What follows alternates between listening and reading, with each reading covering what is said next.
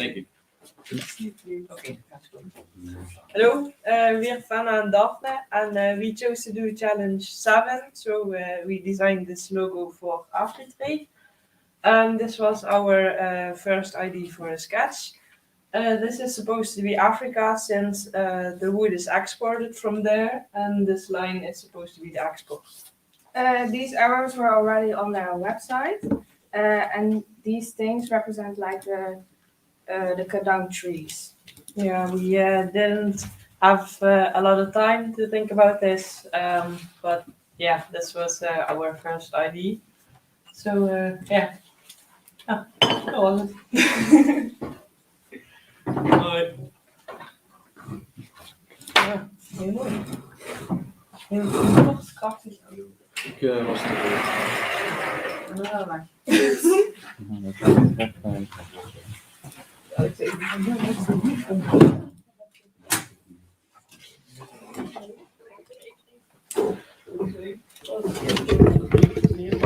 Well, good morning. My name is Wesley Sauger. I'm a teacher at the Sophianum, just as Leo van Duivenbode, and we're here to introduce the project F1 in Schools to you.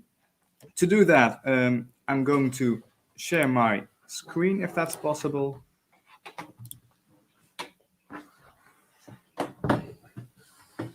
That's not something I can do.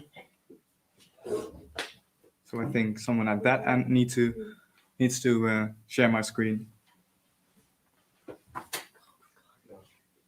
Ik kan het wel doen, maar...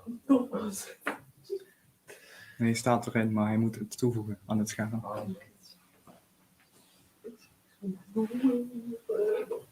Kan je wel horen als zij iets zeggen? Zet het geluid maar wat aan, joh.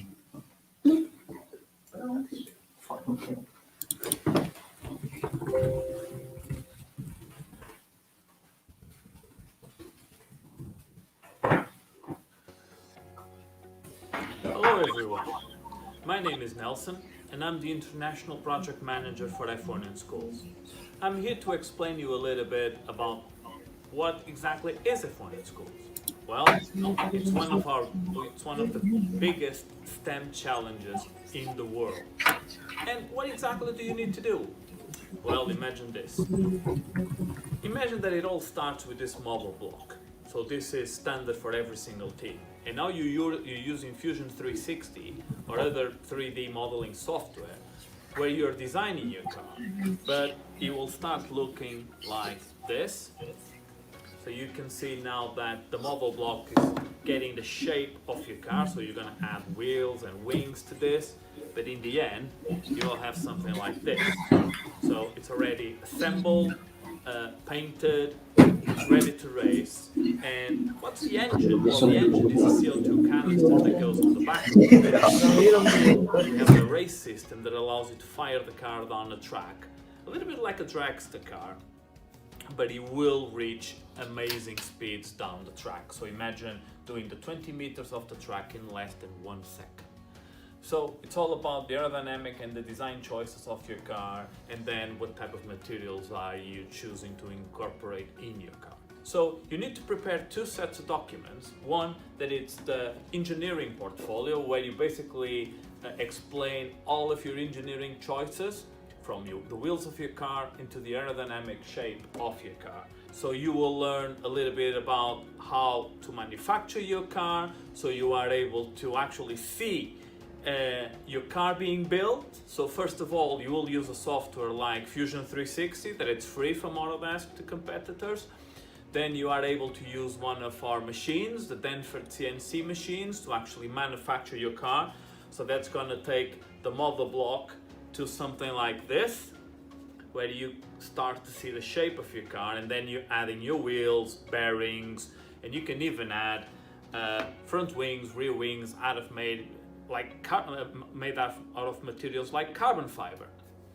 And then in the end, you get to this great look where you can apply professional finishing and get your car ready to race and try and be the fast the fastest car and beat the other competing teams.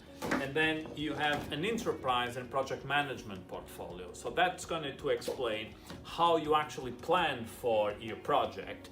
And you are also saying the choices that you did in terms of team identity and your marketing strategy. But we have more. We also challenge you to build a verbal presentation. This is a 10-minute verbal presentation where it's like a pitch to a group of sponsors. So you're basically explaining everything you did with F1 in schools, and this is enhancing your communication skills that are going to be so important for the future. So we have documents that you need to prepare, a verbal presentation. You will need to also speak with a group of engineering judges, and your car is going to go through scrutineering like an actual Formula One car to make sure it complies with all of the regulations, but in the end it's racing. So you will race against other teams to see who actually built the fastest car. So F1 in schools, it's a STEM challenge. It's an amazing project, and I'm sure you guys will love it if you try to compete. There's a couple of levels of entry, but you can discuss those with your teacher to see what's the best level of entry to choose. But we have other challenges that you can do in the classroom. We have another challenge that it's called 4x4 in schools. It's not active right now internationally, but that doesn't keep you from doing it in the classroom. And it's basically the same type of structure, but instead of an F1 car, you would be able to develop something like this. It's basically a radio remote control car, but you are still applying concepts like the design, the manufacturer, but adding coding and electronics. So you can figure out what you can do with an Arduino or a Raspberry Pi and enhance your coding skills and control your car down an obstacle track. And you're of course controlling your car with your radio remote control car. So you can do that in the classroom while we reactivate the challenge internationally. And we still have another bit of the challenge that it's more dedicated to primary class students, where they can actually build a paper car, and this is an entry level to the F1 in schools competition. But look at this.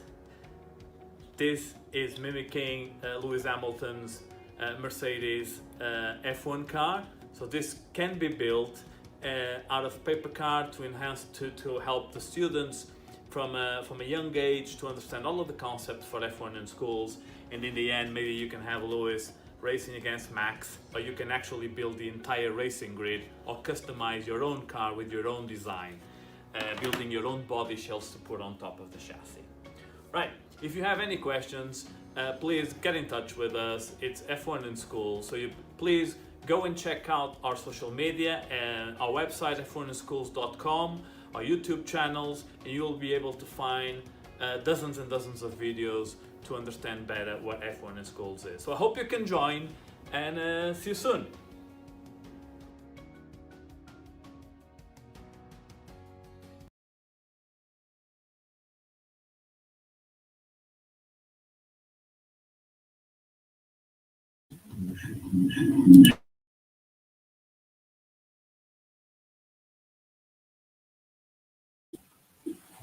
So that was the client introducing the project. I want to apologize for the situation. We, due to COVID regulations, we aren't able to be with you in Lecce. We hoped it would be different, but it's the way it is. So we need to do some things digitally. So I hope we can get all the information across today, but we will be sure to check in with you during the project to answer all of your questions. So when we can share my screen, I can show you the presentation with all the information about what we're going to do today.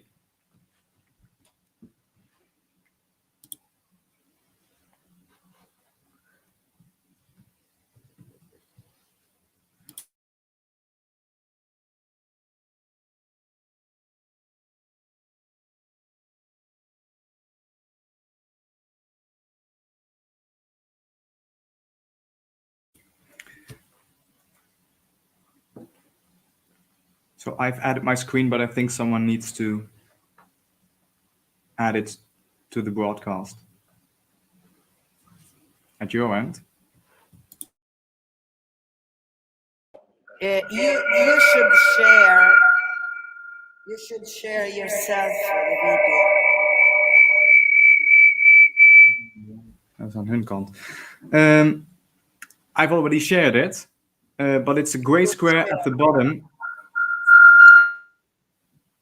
with my name on it. So I can see 3 squares, so I can't do anything else. I can do it again. Share.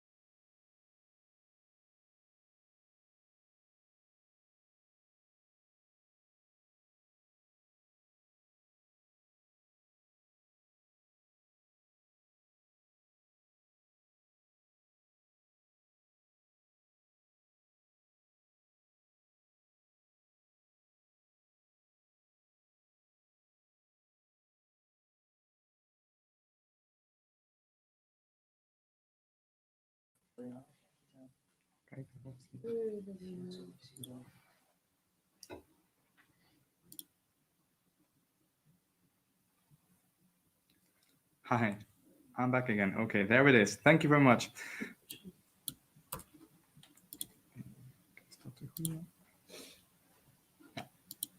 Okay, so let's see if we can get it working. Yeah. So we're from the Technasium. That's a kind of direction of education where students get to work in groups on projects from different companies. They work on problems and they present their findings or their results at the end of the project to that company, not only to the teacher. So it's not traditional, it's problem-based, where students work in their own pace on different projects that they're interested in. So at our school, we usually give them some theory and skills for 2 to 3 weeks. Then they work on the project and they present their findings at the finale at the end of the project. So the video you just saw was the company that's behind the F1 in Schools project. That's Denver Limited from the UK. And they set up the F1 in Schools project to make more students interested in engineering and science. So he introduced the project, and we will go into it a bit deeper. So we will be working with the design cycle. We will look at the problem and get some ideas, make a prototype, test the prototype, and then eventually present our findings here in Gulpen if the regulations allow it. Let's hope so. So F1 in Schools, what is it exactly? Now let's see, and the video shows some things that you're going to use during the project. What is F1 in Schools? F1 in Schools is a global STEM challenge, working with industry partners to provide an exciting and challenging educational experience. A group of 3 to 6 students form a team, think of a name, allocate job roles, and start to design their miniature Formula 1 car of the future. The teams follow a systematic engineering design process to manufacture and race their cars, making sure they comply with a comprehensive set of technical regulations. To do this, they use professional CAD software, like Autodesk Fusion 360, and manufacture their car components using CNC machines. Once the cars are painted and assembled, they take to the track to race. Powered by compressed gas along a 20-meter racetrack, the cars are capable of speeds over 75 kilometers per hour. The racing is fast and exciting, but there is more to the challenge, as it inspires learning not only in STEM subjects, but wider skills including project management, marketing, teamwork, innovation, and communication. These wider skills are assessed by judges from education and industry. At competitions, the teams submit their cars and portfolios and also give a project presentation. F1 in Schools operates globally from ages 9 to 19, with teams taking part in school, regional, and national level competitions. With the winners progressing at each stage, only the very best make it through to the World Finals. F1 in Schools is a life-changing experience for all involved, with many success stories of competitors who've come through F1 in Schools and have gone on to achieve significant outcomes in their lives. For some, that means working in Formula One, where the experience of F1 in Schools serves as the ideal grounding for the challenges and demands of elite-level competition.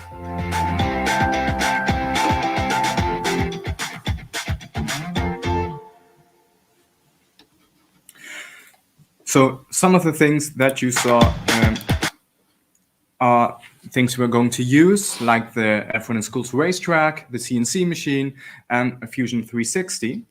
So let's see what the project is about.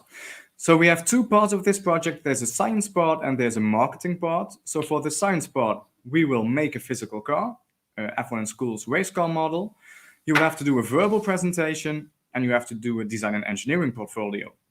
For the marketing part, we will kick that off in Belgium at the next meeting. You will have to make a pit display, an enterprise portfolio, and you have to do some things with commercials. And of course, at the finale in Gulpen, at the end of the project, we will race our cars and see which team has the fastest car. So we were going to work on some partial assignments. So we need to have some theory behind it, do some orientation on some literature. So you have to look up the physics behind F1, something about aerodynamics and the history of the F1 car. We will have to brainstorm and sketch to get some different ideas of your car. So we're going to use isometric sketching. We will make a digital prototype in Fusion 360, an AutoCAD program. We will use a virtual wind tunnel to see if we need to refine our model and make some changes so that it will be faster when we make the model in real life. And of course, we will make our prototype.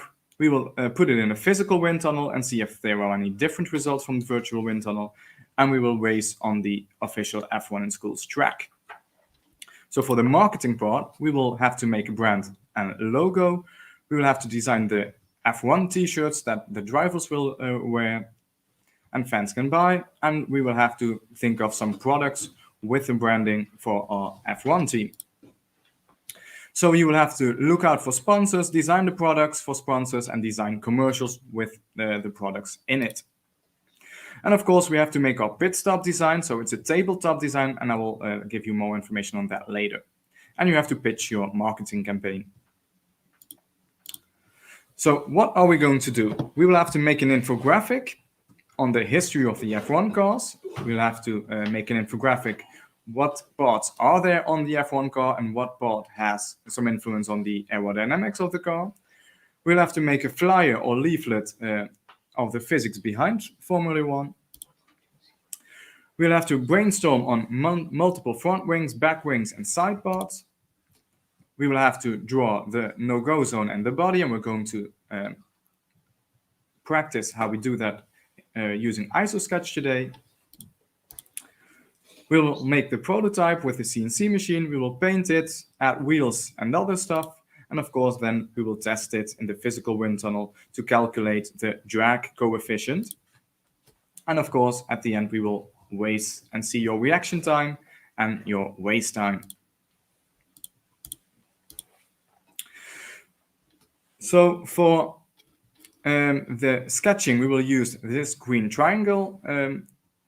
If everything went properly, you all get one today, so we can make some exercises with it. Then we will make the car in Fusion 360. We will design our own car, so everybody needs to do that themselves. And then we use the virtual wind tunnel, as you can see here, and the drag value will be shown on screen. The lower the value, the more aerodynamic your car is. This is the CNC machine, so we start with the official F1 model block. We've sent one over, and from that F1 model block, every team will make one car, and of course we will race on the official track. So in Lecce, we will have the introduction assignment. We will do a workshop Isometric Sketching. We will do a workshop Fusion 360. In Maxim, we will connect the science and marketing groups, and we do a workshop around the marketing campaign. And the finale will be in Gulpen. So we have a company visit. We have a company here that has Formula One simulators.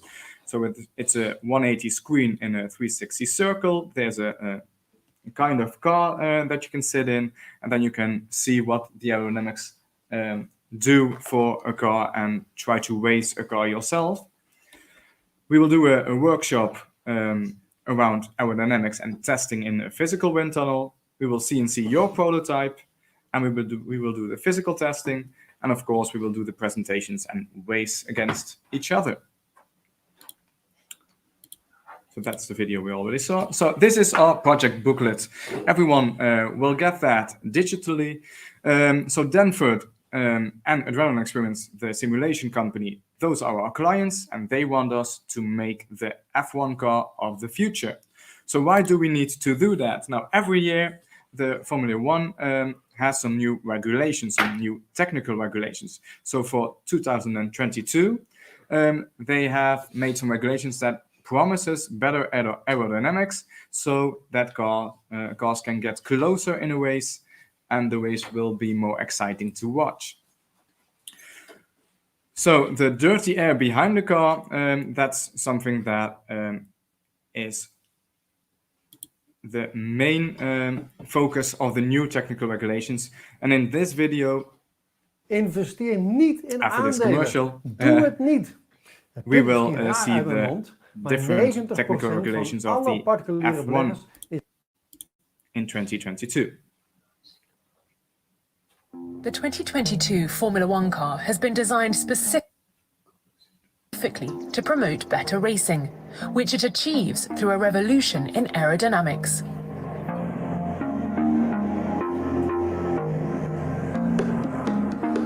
F1 cars can currently lose up to half of the downforce that gives them grip around the corners when following behind another car, the dirty air from the car in front making them unstable to drive.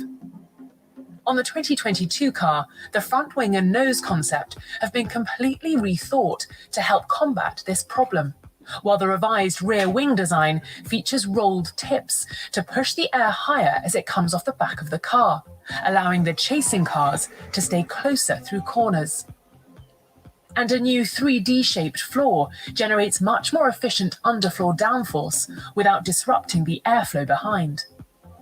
When combined, the benefits are striking. Current generation cars experience a loss of downforce of around 35% at 20 meters distance and 46% at 10 meters distance. But changes on the 2022 car reduce these figures to just 4% at 20 meters and 18% at 10 meters, meaning chasing cars can stay closer for longer and put more pressure on the driver ahead.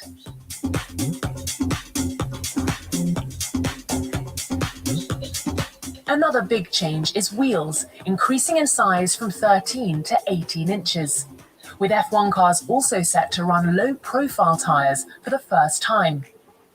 In addition, bespoke wheel bodywork has been added, including wheel covers and weight control winglets to enhance that all-important airflow. To improve racing, Pirelli, the FIA and Formula One have worked closely together, using input from the teams to define new requirements for the tyres, with the aim of trying to stop them from overheating when they slide too much.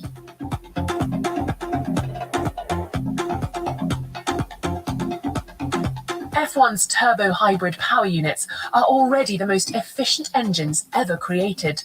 Their thermal efficiency, their ability to turn small amounts of fuel into large amounts of energy, is incredible, while energy recovery and battery systems are already at the cutting edge of technology. But for 2022, they'll be pushed to improve further, with changes to introduce standard components to the fuel system and add additional sensors to allow the FIA to monitor the power unit better. But the major change is the adoption of a new fuel, called E10. This will contain 10% of ethanol, which must be a second-generation biofuel made in a sustainable way. In other words, it must have a near-zero carbon footprint. F1 remains committed to introducing a fully sustainable fuel in the near future and are researching the subject intensely.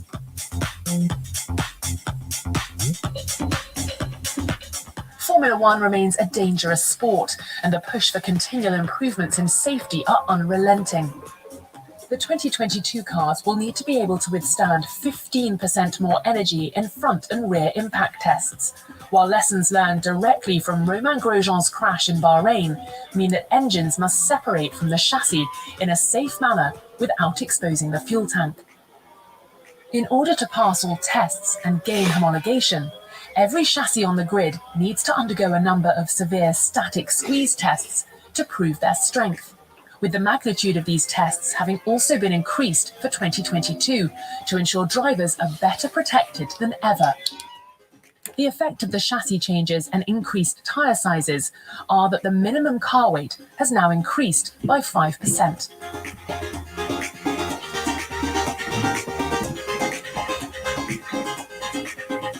The 2022 car has been continuously scrutinized and redeveloped by some of the brightest and best minds in the business of engineering. This iteration of the car is called Uniform and is the 21st formal version of the design. By way of comparison, the car first announced at the 2019 United States Grand Prix was Lima, 9 baseline iterations previous to this one. F1's designers have run around 7,500 simulations, generating a huge amount of data, around half a petabyte in total, equivalent to about 10 million 4-drawer filing cabinets filled with text documents.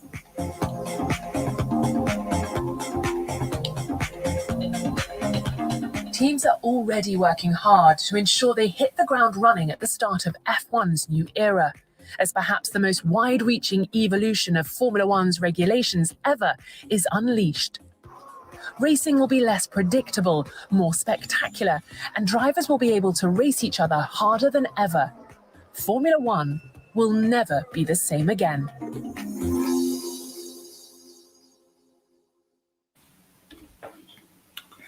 So because they changed the technical regulations to improve the F1 sport, Profiteer van de kracht van Vodafone. That's why we need to have engineers that can make the F1 car better and better every year. So that's the relevance of this project. So we have 2 assignments, as we already discussed. The first one is that you need to design a new concept model car for the F1 sport in 2022. You need to design, manufacture, test, and race your model car, which will be propelled forward using a CO2 cartridge. And the second assignment is the marketing part. Design a tabletop bit display to display your model car. The display needs to show your marketing strategy for your new F1 team and your new concept model car with different products from sponsors and, if possible, supplemental commercial videos. But that's something we will start in Merksen. So here on the right side, you can see a sort of pit display where brands and logos of sponsors are introduced. So the different partial assignments that you need to go through during the project is you need to make an infographic about different F1 cars in the past, starting from the 1950s. So pick one F1 car each decade and try to describe what is different in each decade. What's the improvement? The second assignment is that you need to make a picture or a video or an infographic or something that you can choose yourself to show what are the parts of an F1 car and which parts have an effect on the aerodynamic values. So if you don't know what an infographic is, there's an example here on the left, and there are some symbols on the sides of it. So it means if you click that, you go to a website with more information how to make one or more examples of it. So when you get your digital booklet, you can check that out yourself. So the third one is what you can do yourself and where we're going to focus on at the finale in Gulpen. You need to make a flyer or a leaflet to explain the physics behind F1, and you need to focus on speed, acceleration, force, and the drag coefficient. So try to look up formulas and try to explain how they work and how you can calculate stuff with it. And then we will give a workshop on it at the end when we are going to use it for our experiments. So from our client, we get some technical regulations. If you click on this symbol here, you go to the booklet. We will do that in a bit after this presentation. And you have to make a list with all the different requirements so that you know what all the requirements are. So then you're going to brainstorm. You will draw 2 front wings, 2 back wings, and 2 side pods for each team member, so that you have different options to use on your own concept car. So when you've done that, then you choose which one of the front wings, which one of the back wings, and which model of the side pods you're going to use in your F1 car, and you're going to draw it using ISO sketch, what we're going to give some explanation about in a few minutes. Then we're going to do it in Fusion 360. You will build your own digital model that we can use to make the prototype with the CNC machine a few assignments later. You will use the virtual wind tunnel to see, is that drag value low enough for me, and then change some things at the car and then see if it's improved or if it's worse than the original model. And then refine your model until you're satisfied. After the CNC machine in Gulpen made your car for your team, we will paint the model car. We will test it in the physical wind tunnel. During the entire project, you will keep a design portfolio, and from maximum on, you will do the marketing part. So at the end, you will present all of this. So the prototype, your design portfolio, the marketing campaign, the pit display, and you will present all of this at the end in Gulpen, where we will race all the cars against each other. So what you're doing is actually what an automotive or aerospace engineer is doing. And let's look at a video of how these people do their jobs in real life. Let's see.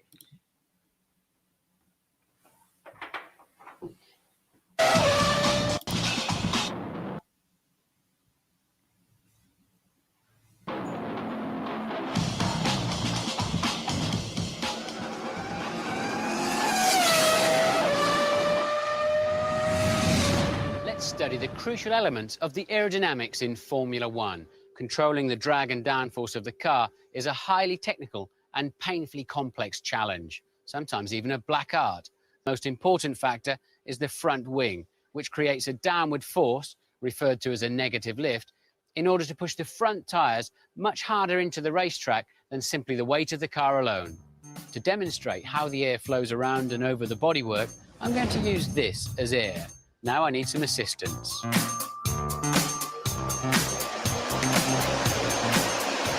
Probably the most important element is the front wing. Let's take a closer look. It's made up of a main plane, which hangs from the nose. It's supported by a secondary flap. This slot gap and the angle of the flap determines the level of downforce, and it's adjustable during the Grand Prix using a simple tool. Even a small adjustment up or down makes a big difference to the level of downforce. On the end of the flap, there's a further gurney flap, a return angle, which helps generate the downforce. That's a low pressure area just here behind the wing. As the air travels over, we get upwash and also a lot of very turbulent air coming off the side. And vortices tend to go inboard and disturb the air underneath the car. These side wing end fences have a big role to play in controlling that very turbulent air. Now the real challenge begins. The next section of the car comprises many elements which must work in unison to both control the wake and flow correct the upwash. Surprisingly, the top suspension arms begin the work, followed by the tongue of the under tray and then the barge boards, in order to send the flow down the side of the car. This creates a handshake of the air as it moves to the midsection. When it's all working well, the drivers have total blind faith and confidence that the car will stick despite arriving at 200 miles an hour, throwing the car in with the merest lift of the throttle. The direction change has incredible grip too. It's all further complicated as the front tyres and brake ducts turn through the airstream, creating further disturbance. Above the driver's head is the engineer intake, and it's important to present this area with high velocity, undisturbed air. Once inside the intake, further aero work is carried out to ensure that all 10 cylinders are fed good quality air. Air travelling through the side pod is mainly used to cool the water and oils. It's a push and suck system using chimneys to extract the hot and energised air. Along the side pods are many winglets, which create more downforce and manage the air back inboard. The rear of the car is all about managing drag and generating maximum downforce from the rear wing and particularly the underbody. The upturn of the underfloor forces an expansion of the air and therefore a pressure drop, which in turn creates suction or downforce.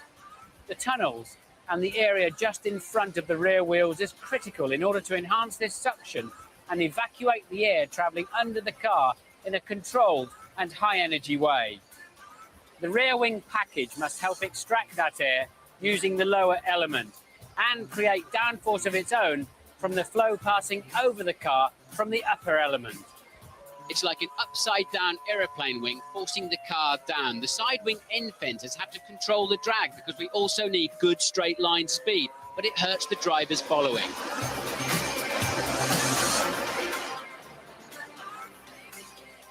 So the air has been used and abused as it passes along the car, both for cooling and to generate downforce. It's then discarded in an angry mass directly into the path of the following driver for his car to handshake and manage. That's why it's so difficult to follow closely and to pass easily. With the complexities of today's Formula One cars, it's no wonder most of the teams are spending tens of millions of pounds creating new wind tunnels.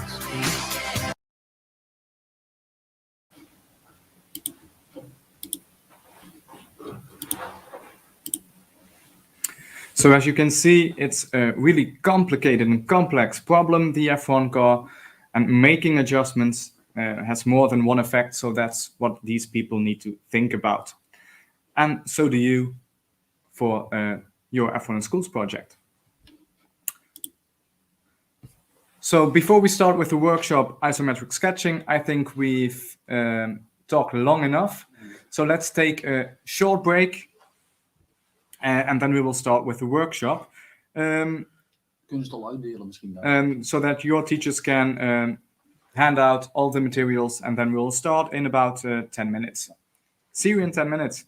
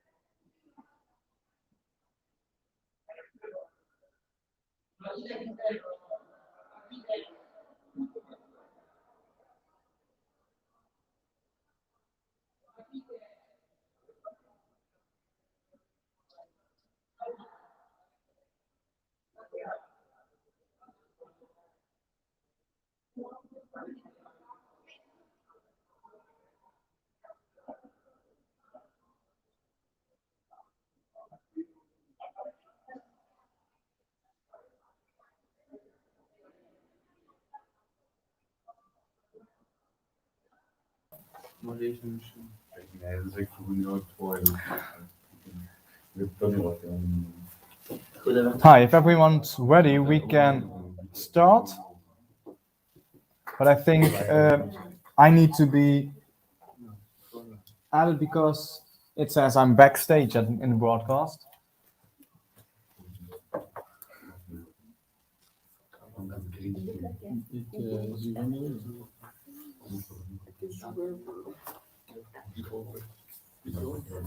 Ja, dat u nu gaat kijken. Mag jij weer even daar de microfoon uitzetten? Ik denk dat het zo. Die zit erin. Hello, here we are back. We start with the drawing because that's an important part of the project. You all have the ISO sketch material, a green drawing tool, and an explanation booklet. And we go straight to page 8. When you draw three-dimensional, you have to show 3 different sides of an object. And when you were young, you've probably learned how to draw a cube, 2 squares, and the lines between the corners. You can see it right below on the page with the cross through it. This is very easy, but not realistic. The object looks flat, and there's a better way. You have to draw in a view called isometric. In an isometric view, a basic cube contains no horizontal flat lines. The object is drawn in a way that looks more realistic. So now we go practice in isometric sketching using the ISO sketch. On page 9, you see a QR code. And you can scan with your smartphone to see how the ISO sketch work, and then you can also start at page 10. I think it's the best that everyone begins to practice, and we come back at 10:30, and then you can ask questions, and we will try to answer them, and we can show all the results so far in Open and in Lecce. Zou ik nog een filmpje laten zien? So I think the best way is that everybody starts practicing to work with the ISO sketch tool.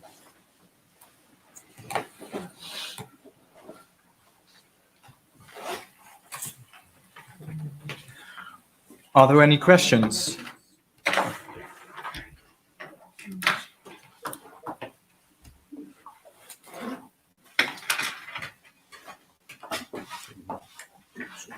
Okay, good luck, and we'll see you in about 30 minutes, and we'll show our results.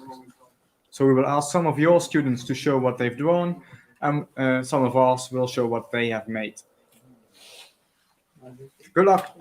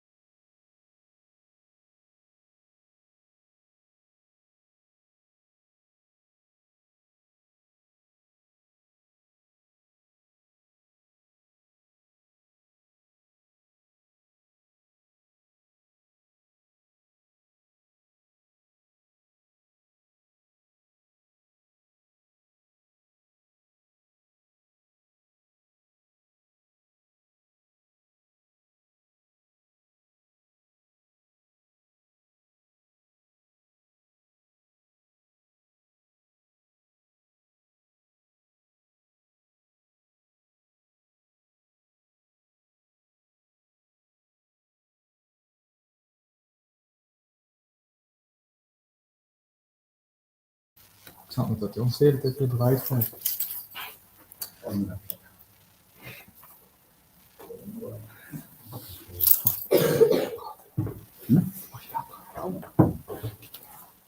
Excellent.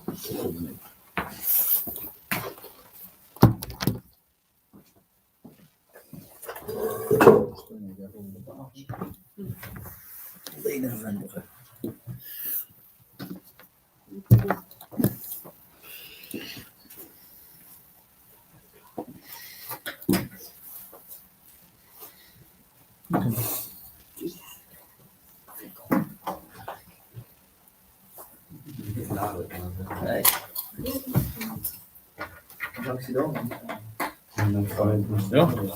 Can you hear me? Ik hoor jou hier, dat is een moeder.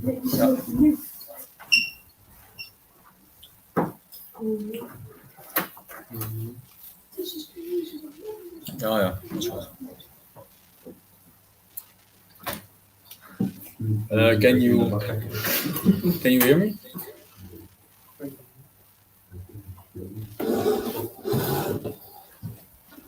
Sorry. Are there any questions?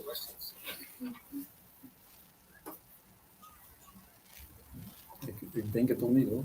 Ik zie helemaal niemand kijken. Waarom gooi je hierop?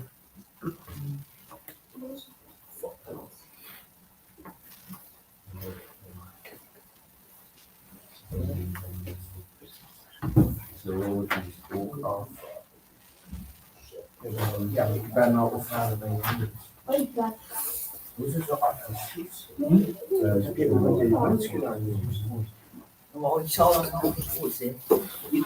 Does anyone have any questions? If not, then maybe the teachers in Lecce can let some students show us some drawings before the camera.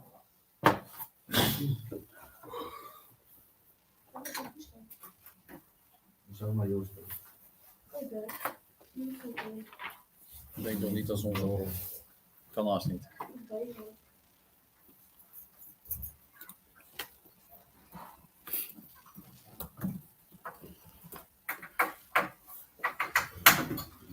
Sven, zet maar even de microfoon uit.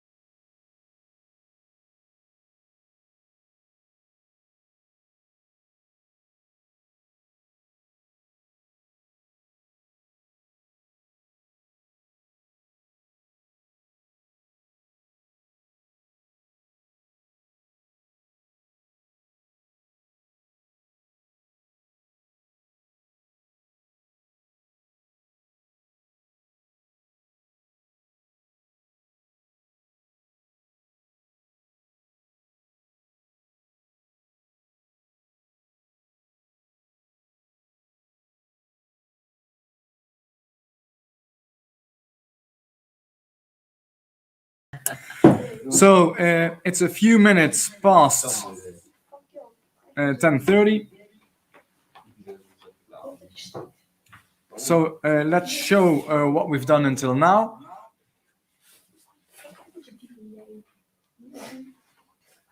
Maar nu stond de mic is muted. Is dat die van ons? Dat is die van hem. Ja. Jongens.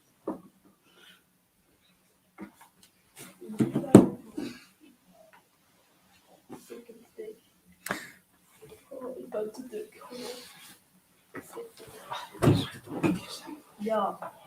En hoe laat? 11:30 dan zullen we zeggen.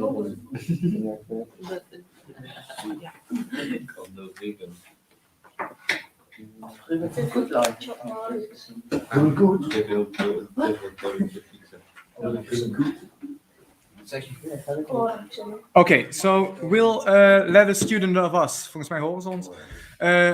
We'll let a student from here, we will let them show what they've drawn until now. Yeah. So maybe, yeah, Leo can. Is dit zichtbaar in deze camera? So on that screen you can see that one of our students have drawn the birdhouse The cup of tea. and the cup of tea. So is there maybe a student in Lecce that wants to show what they've done? Wow. Here somebody started the toaster.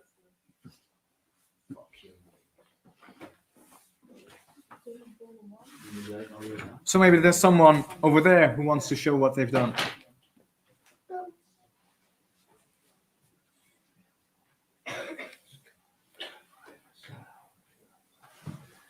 Come on, magically. Extrude.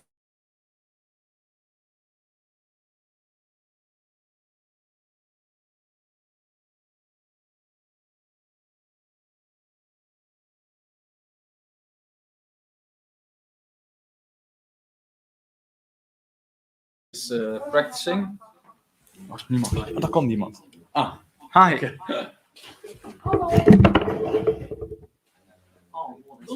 Hey, very good. That looks very good. Great. Oh ja. Hey, die doen het beter dan mij, hè? Yeah. That looks better than our students. So Much better.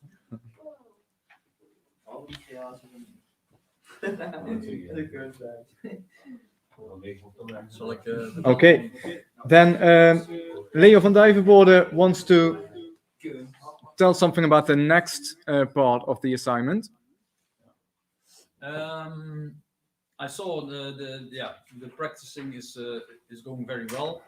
The results look very good. Are there any questions about the drawing? Nobody? Then we go to the Formula 1 car, how to draw the body of a car, and very important, at first the no-go zone. The no-go zone is the minimum sizes and measurements of the car. Otherwise, the car can't be tested on the track. We show you a video where they explain the no-go zone.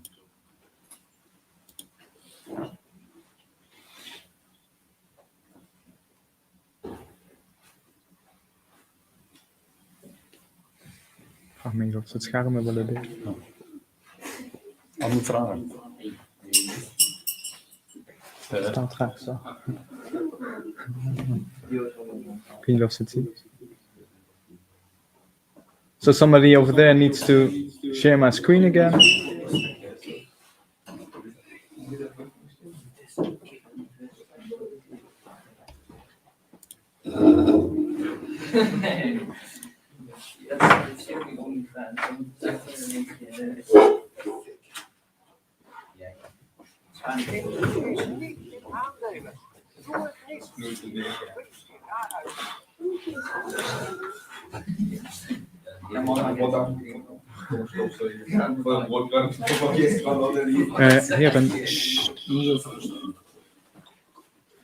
So somebody over there needs to share the screen because we can show the video. Kijk of ze iets nou, die heb je ook wel. Oh, daar komt het. Thank you. So, why do we need to practice drawing in isometric? That's because we need to draw in real 3D and we need to draw our car. So there are two requirements. It needs to be smaller than the foam block that we get, and it needs to be bigger than the no-go zone. Now, and here's a video on how to draw that, and that's what you have to do for your project in a partial assignment in the booklet. So let's see what they do.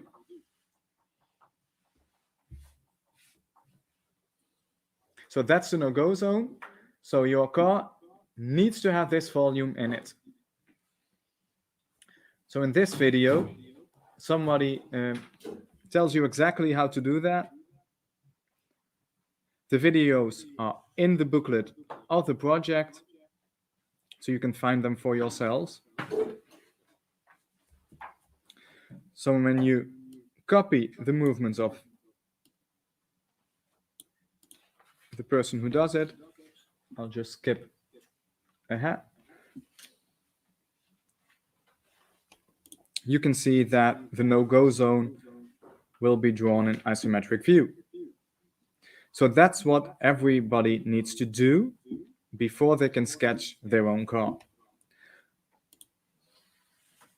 So when you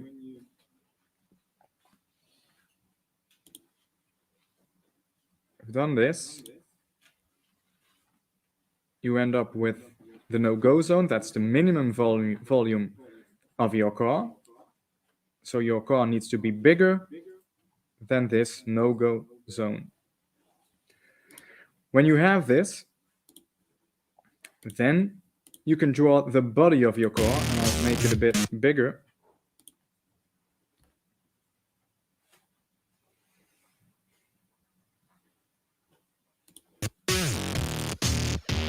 So on top of the no-go zone, you can sketch your body.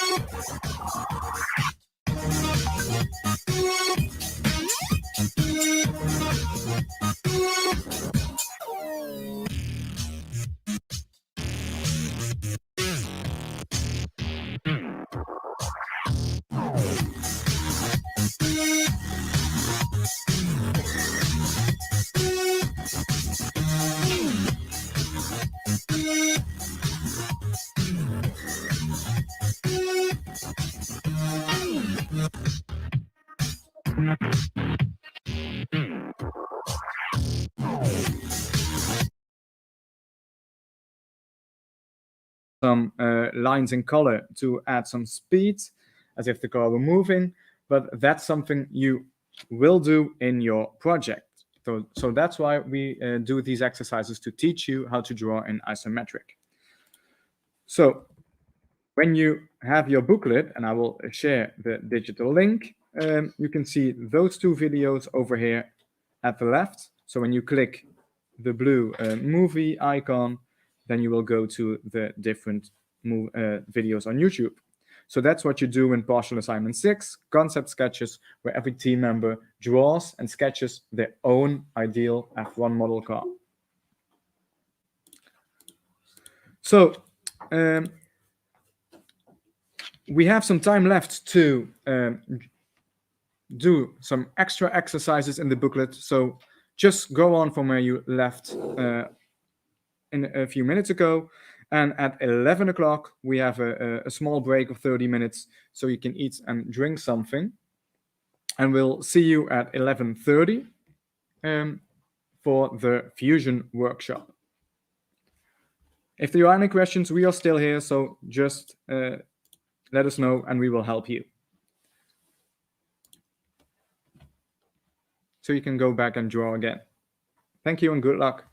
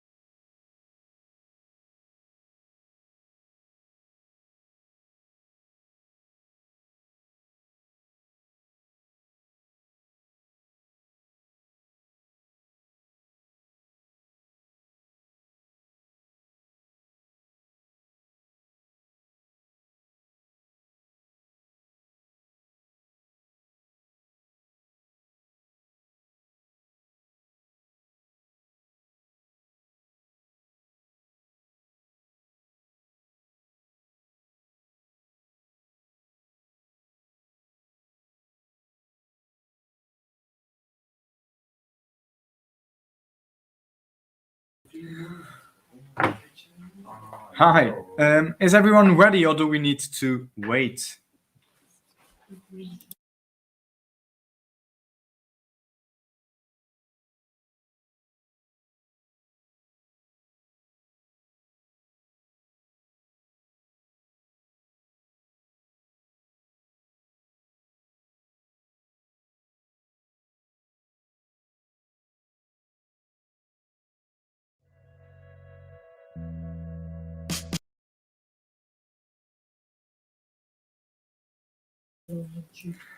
Is everybody ready? Okay. So the next part is the fusion part. So we're going to try to do some exercises that explains Fusion 360 and shows you how to work with this CAD program. We'll start with the basics, but before we can start, we need to create an account. Every student and every teacher has received an email from Autodesk in their mail. So you need to create an account with that mail if you've never used Fusion before. Is there anyone who hasn't received an email? Ze kunnen ons niet horen, stuurt. Heb ze. Jullie stop. Oké. Hallo? Ja, hij doet het wel. Nu komt er een hele enge beeld. Dat is ook zo. Die hebben over die winterjas aan, maar het is daar gewoon 18 graden of zo. Hè. Ja, ze moeten hier niet Ik ben zitten. er een keer geweest. Het is net of Can you hear me? Het is gewoon 18 graden. Dat is helemaal. Bij hen is dat redelijk koud. Bij hen is dat sterfskoud 18 graden. Dan hebben ze echt... 30 graden is ook niet vorig jaar. Het was daar echt nog 28 graden en ik ben een keer geweest in januari of februari en toen was het, ja, toen was het een horrorwinter. Het was gewoon, ja, ik dacht 14 graden, dat was mooi. Dan hebben ze echt laarzen aan, hebben ze pakken aan. Helemaal gek, man. In augustus ben juli of zo, het was echt dik daar. Ja. Steeds, jongen. Moet ik hier op twee straks op? Nou, ik vind het wel jammer. Zet het geluid maar een beetje aan, ja. Ik ben gaan. Dan horen we dadelijk hopelijk. Maar dat was ook echt warm. Volgens mij doet hij het, hè? Ja. Nee, maar ik denk dat het bij hun ligt. Ja. Ik denk dat zij weer het geluid uit hebben staan. Die man doet het expres, dat is ook zo'n Batman. Ze doen alles expres. Ja. Degene die die mail gekregen hebben, als die naar fusion.online.autodesk.com gaan. Nee, hoeft helemaal niet. Maar mag wel. Ja, dus fusion.online.autodesk.com.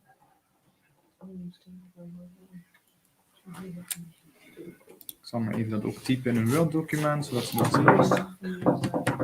zien. Okay. Okay, so everybody received an email from Autodesk to create an account so that you can use Fusion 360 for free for an entire year. So go to your email, and if I look at the list for the Italian students, it's your school email, I think. For the Belgian students, it's the Gmail or Hotmail account. The German students, I think the school account, and then some teachers as well.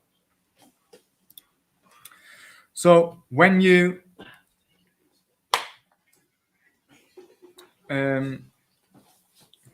create an account, so click on the link in the email, create the account, and then if that's done, then we'll go and start with the workshop Fusion. If there are any questions or somebody hasn't received an email, come up in front of the camera and we'll try to help you from here.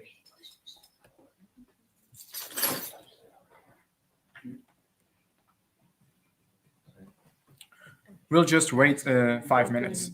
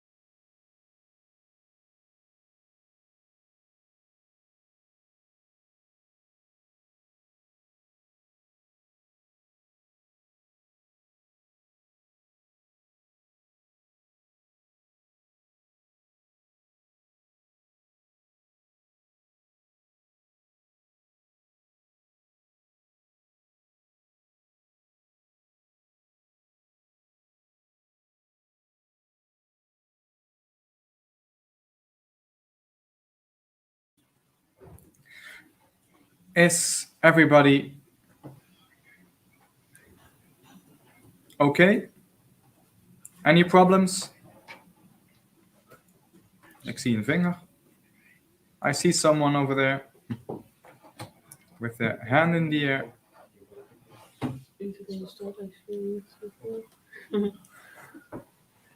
Wat komt het eruit te zien?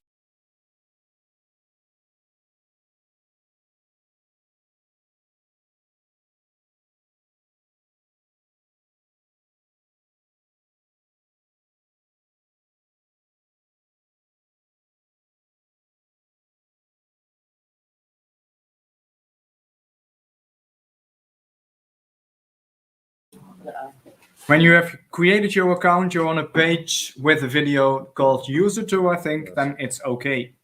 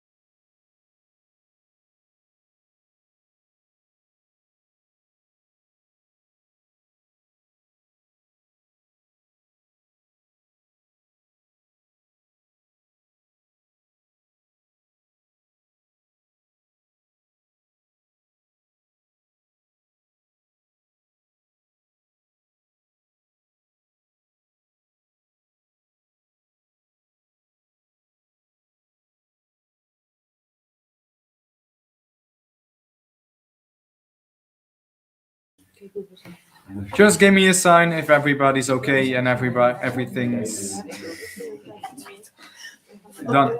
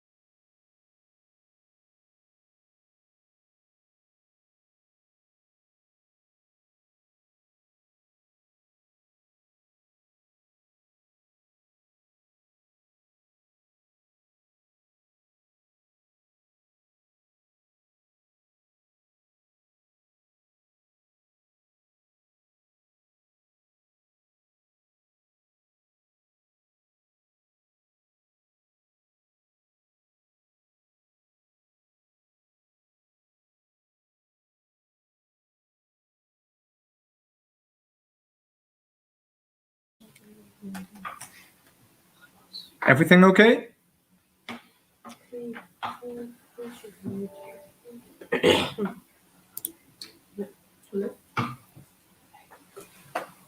Ik hoor niks. Oh, yeah. Okay, so when everybody has created their account, you can go to this website, fusion.online.autodesk.com. And when you go there, you will see this website. And you can click on Launch Fusion 360.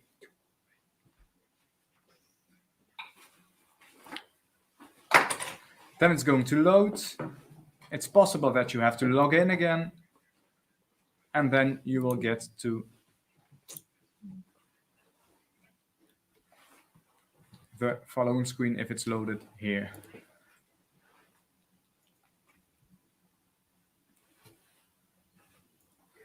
Kun je ook laten zien of toch... maak het scherm al wat kleiner, Jon. Ja. Oh, dat duurt wel even zo te zien. Ja, maar dan kan ik ondertussen doen. Okay, so while we wait, I will show you what is on the screen. So Fusion has a few elements inside. Here on the first button, now we're on the design screen. We will use some of the other screen as well. For example, using drawing and then from design. That will make a technical drawing like the ones I'm going to show you in a few minutes. Then all the options here are things that we can use to model our 3D car. So we have two axes. If your screen is just white, you can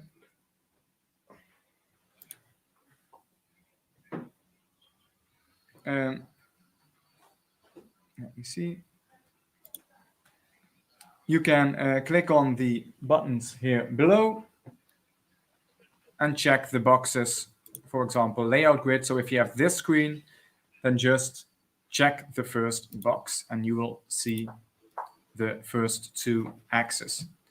So here on the right top, we have a cube, and with that cube, I can click and hold and then turn the entire screen the way I want. I can also click on the cube. So if I want the front view of something, I click on front and then I can get the front view. If I click on an edge, I will get a 3D view, and like that I can rotate my object. To go to the home view, just click the house on the left top over there, and then it will return to its original view. Okay, so the first thing we all need to do, you can just see and do not do anything yet. Just look at my screen and what I'm doing. So the first thing we always need to do is create a sketch. We will start in 2D and then we will make it 3D. So if you want to make a cube, we click sketch. We get 3 orange rectangles. Now, the rectangle you will click is the face on which you will design your car in. So for example, let's use the bottom one. Then my screen will change and I only have a 2D view. Then my icons on the top have changed. So now I can draw a line, a rectangle, a circle, a spline. I can mirror something. I can... Om langzaam te gaan dat ze niet kunnen volgen. En sommige studenten hebben een screenshot gemaakt dat ze geblokt zijn. Zover ben ik nog niet, of daar ben ik niet tegengekomen waar ze wat ze doorstuurt. By create a team. Okay, so I think I moved too fast, so I will go back. So when you get create a team, just click on create a team and give it a name, and then you can go on and you will get to my screen. So I'll wait a few minutes until everybody's here. So create a team, put in a name, and then it's okay, you will get to my screen. Is goed. Perfect, oké, is goed.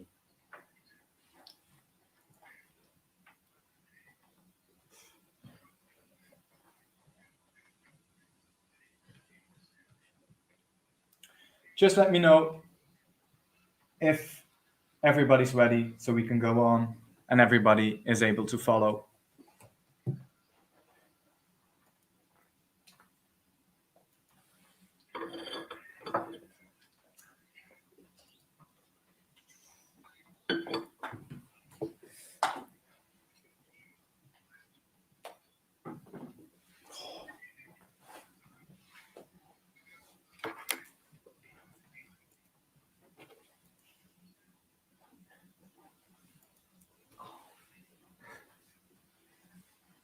Zijn ze er iets aan het doen?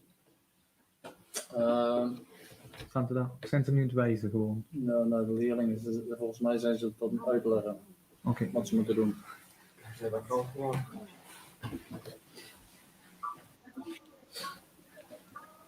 OMT zegt dat de scholen moeten sluiten. Niet? Nee, het komt net binnen.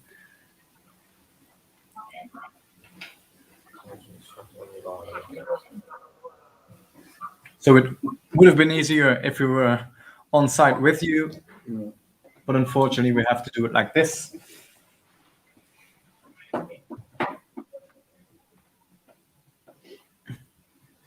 Dus geen scholen sluiten? Nee, ja, dat geeft OMT door. Hè. Ja, dat zou schelen. Maar ik denk als school kan je er ook beslissen of ja, het ligt er wel aan. Er zijn richtlijnen, ja. Van LVO. Ja. Maar daar zitten we nog niet op. Nee. We wachten netjes af.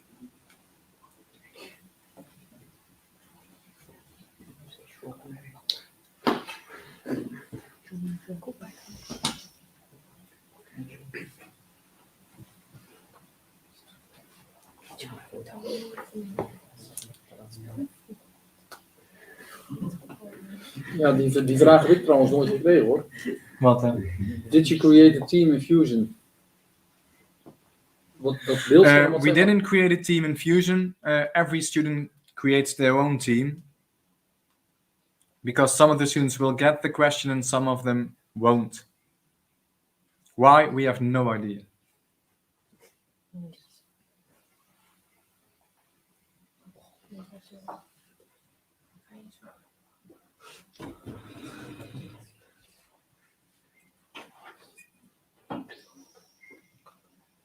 So every student gives their own team a name, and he's the only team member in that team.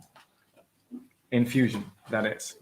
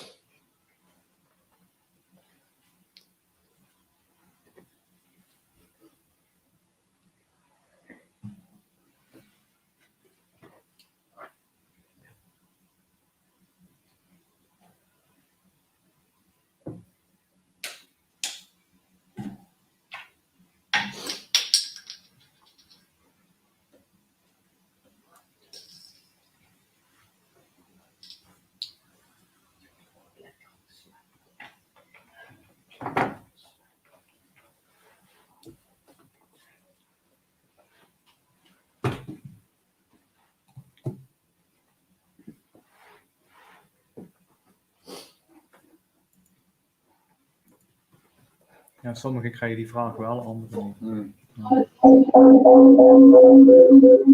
Okay.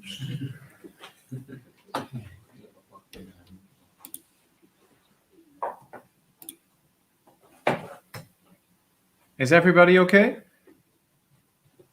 Not yet. Okay.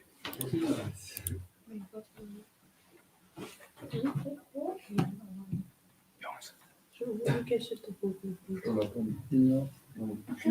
Ging je buiten wel. Nee, ik ben niet. Gewoon een close-up van mijn screen. Ze willen misschien ons iets laten zien. Ja. Sven, kun jij die groot maken of gaat dat niet? Die linksonder. Ja. Dan kun je ook niks mee, hè? Nee. Ja, ik zie daar helemaal niks in, dus.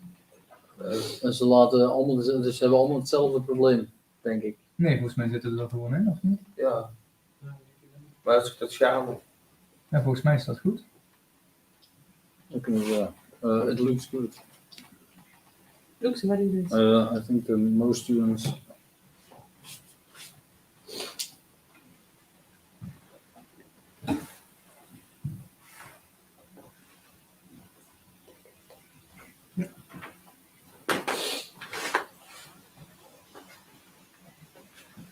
Ja, het is echt 12 uur.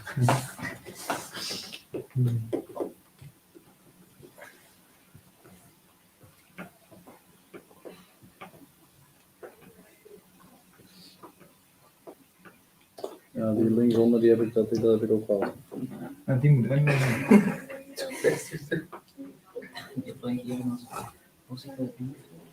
Ja. Dat het einde komt, ja. Met de auto gaan investeren. Ja, wil je meer rijden? Als het kan. Ja. Ga je met school gaan? Ik kan nog lesgeven, zeg. Ja, Jeff zit ook met problemen. Ja.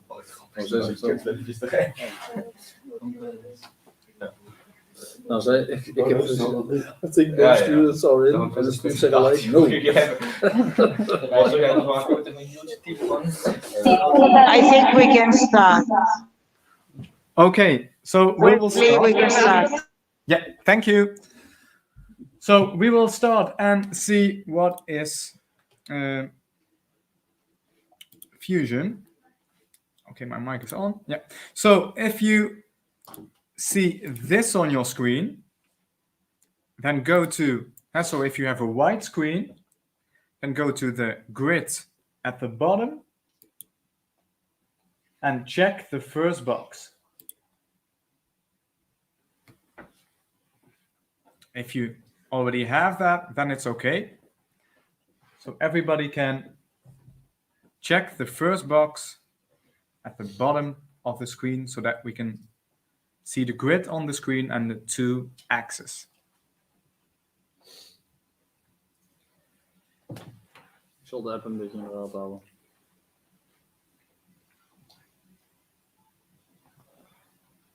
Okay, if everybody's there, then just do not touch your keyboard or mouse. Just watch me and what I'm doing in Fusion. And then after the explanation, we will do an exercise that you can do yourselves. And then we'll come back, do it together, and you can see if you did it right.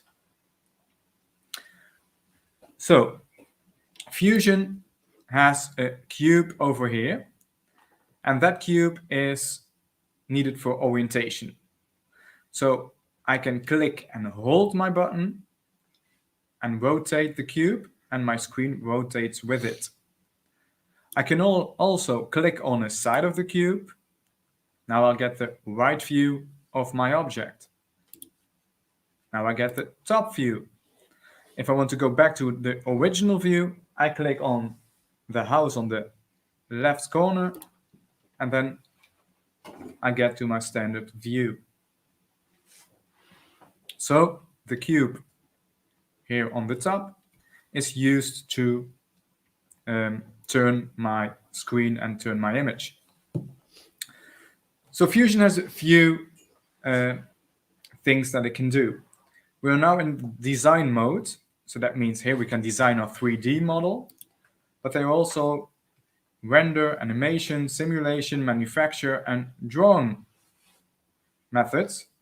So what we're going to use is the design to start, and at the end we will make a technical drawing with Fusion. So that's what we're going to do with drawing and from design, but that's something for later. Now in Fusion we always start in 2D, so we always start with create sketch. So all the buttons you see here on top is to give your 3D model some form and modify it. So we will start with 2D. So always create sketch. After we do this, we need to click in which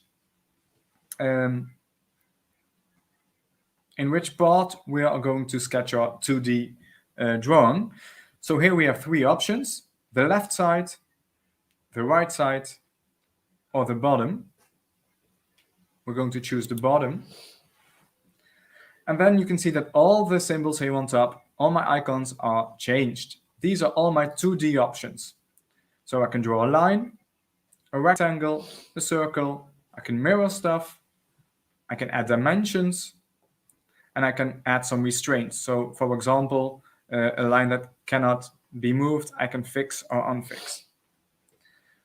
Under the menu Create, I have more options to draw, like an arc, a 2-point circle, 3-point circle, center diameter circle, so that's how the circle is drawn, different options, the rectangles, splines, and so on and so on. We're going to keep it simple. We're going to draw a rectangle. I click on the origin, and then I move my mouse to the right. I do not click, because then you can see 2 text boxes, one with 32.611 millimeters. I can make it 50, and it will make it a rectangle with length 50 millimeters. I can push on the tab button on my keyboard to go to the other text box, so I can give in the width of the rectangle. So let's make it 25. So it's going to draw a rectangle with 50 millimeters of length and 25 millimeters of width. When I push enter, you can see it has drawn the rectangle. I will do that again in a few minutes. Yeah. Please stop for 1 minute. Yeah. Stop it. We'll wait.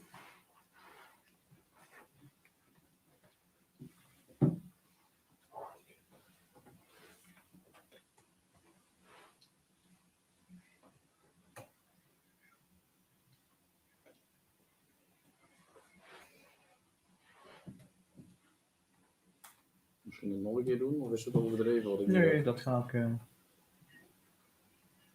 Okay, that's great.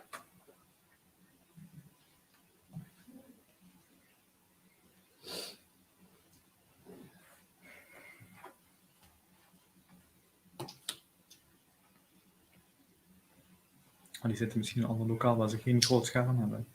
Ja, dat is, dat is ook te zien, is de computerlokaal. Ja. Ja, het zal me niet verbazen.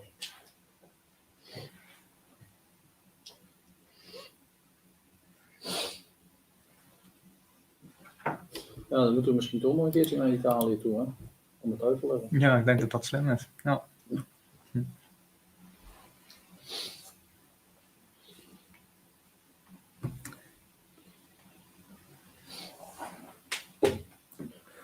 So I will return to the original view and I will do everything again when you say we can start.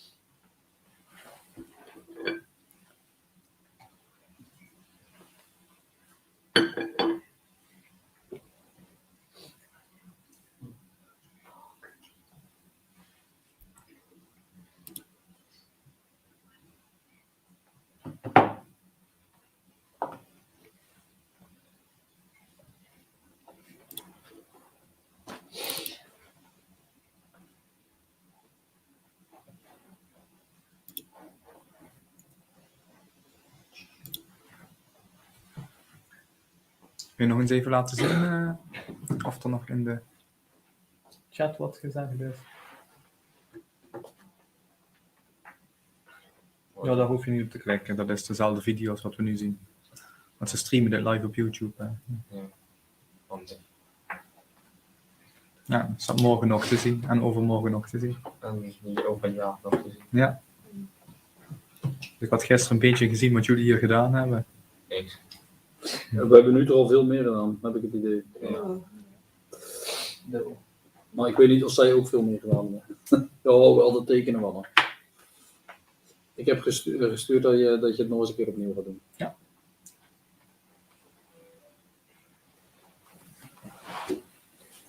Can we start? Ja.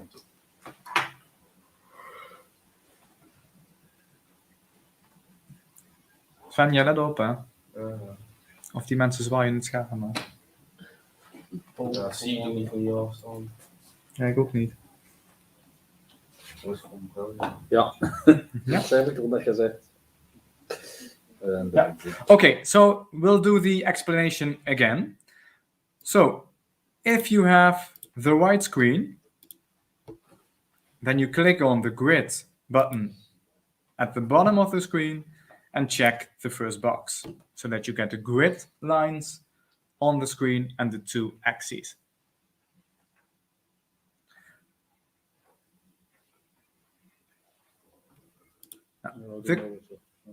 The cube on the top is used to rotate my screen, so I can click and hold and move my mouse to rotate my screen. I can click on the cube so I can get a 2D view of a certain side of the object, the top, the front, and so on. If I want to go back to the original view, I click on the house icon, and then I'm back to where I started. So in Fusion, we always start with a 2D drawing, a sketch. And that's the first button, create sketch, the button with the green cross. Yeah. Yeah. So when I click that, it asks in which plane, on which side do you want to draw your 2D sketch. So we can choose the left, the right, and the bottom. Now let's choose the bottom plane. Then you see,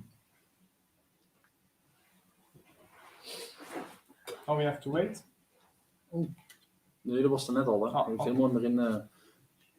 Toen waren we net begonnen. Is it okay to move on?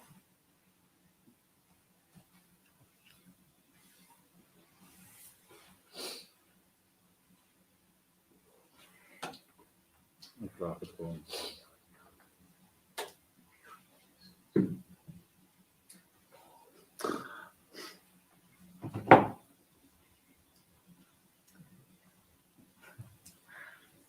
Wil je wel intrekken? Ja. Omdat hij bij Engels. Oh. Can we move in? Ja. Super. Oh.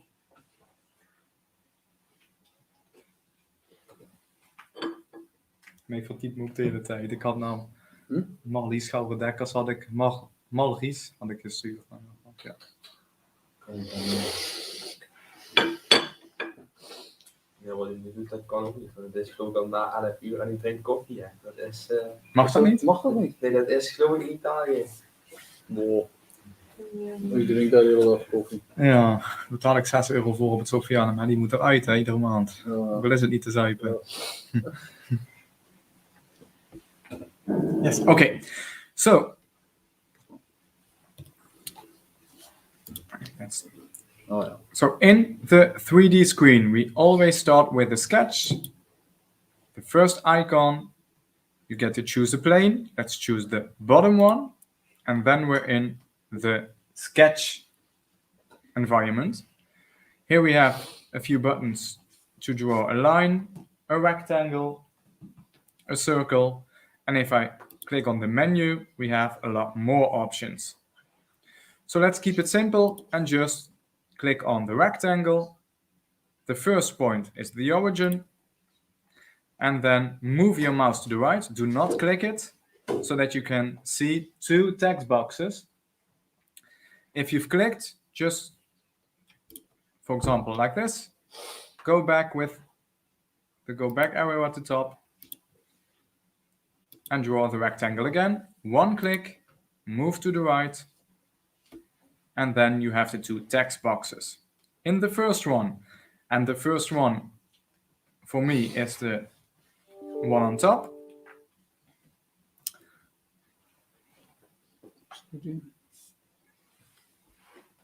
If you want to switch, you can use your tab key on your keyboard.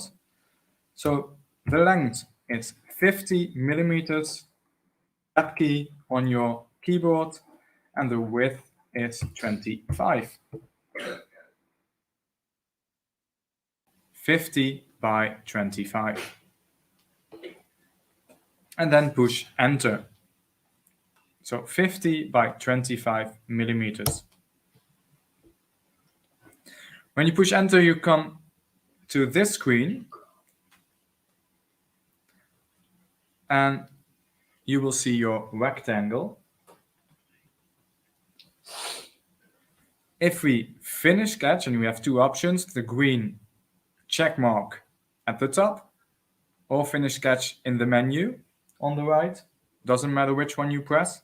So finish sketch, we will go back to the 3D environment with your rectangle in it.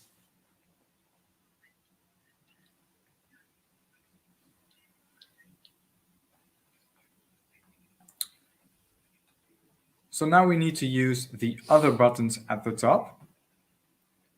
The second one is Extrude. That means I can make a 3D object from a 2D sketch. So when you have more than one sketch, you need to click the object. Now, because we only have one, it's already selected. And I can use the arrow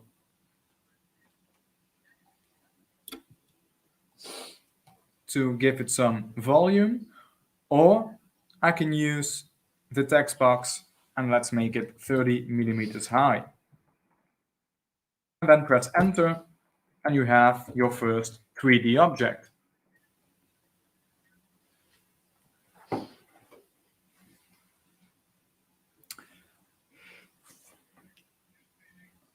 So if I go back and do it all again,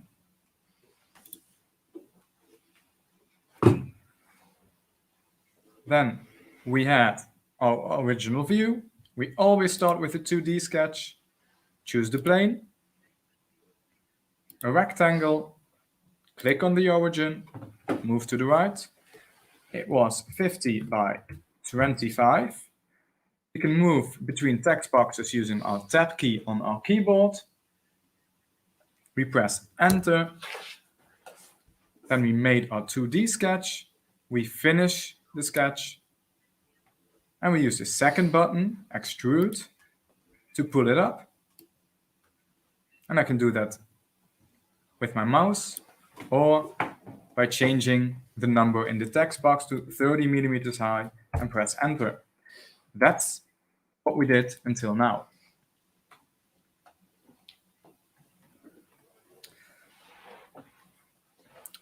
So now we have our first 3D object and we want to change some things about it. So we draw a sketch again. So the sketch, the first button again. And now we have the 3 yellow planes, but we can also click on each side of our object. So let's click on, and I can make the planes, the yellow planes, larger or smaller by scrolling my mouse wheel. So make sure you click on the front of your 3D object. It's a bit lighter in my screen right now. When I click on this one, my screen will change into the 2D view.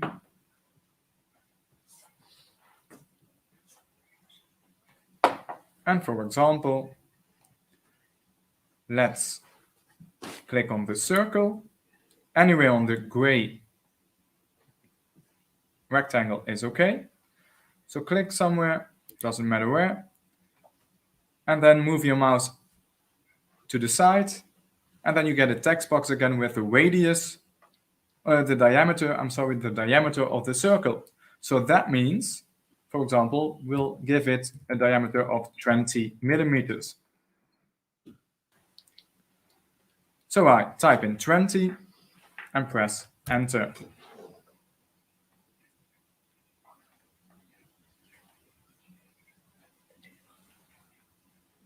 So I will go back and do it again. We click on sketch. We click on the front plane. On the front plane of my 3D object, circle anywhere on the gray rectangle, and diameter 20. So now we want to move the circle to the middle. So what we can do is the button Sketch Dimensions. If your screen isn't broad enough or wide enough, it's in the menu Create, and then at the bottom, Sketch Dimension. We click on the middle of the circle, and then we click on the right side of the rectangle. We move our mouse down and put the measurement somewhere beneath the rectangle. So I'll do it again.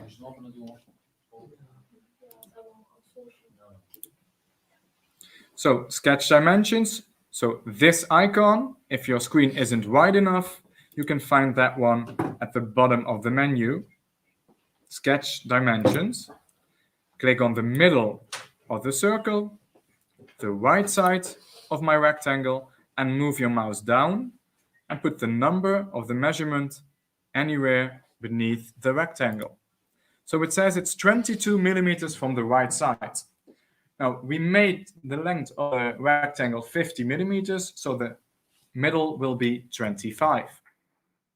So change the number in the text box to 25 and push Enter.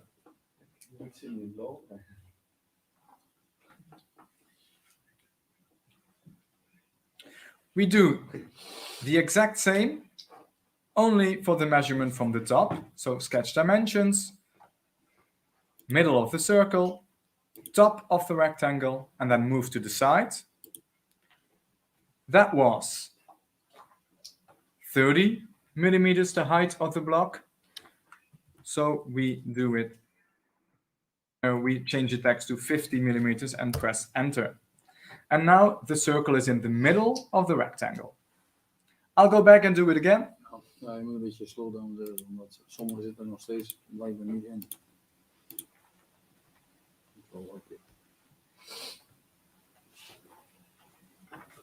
Sure, I'll slow down.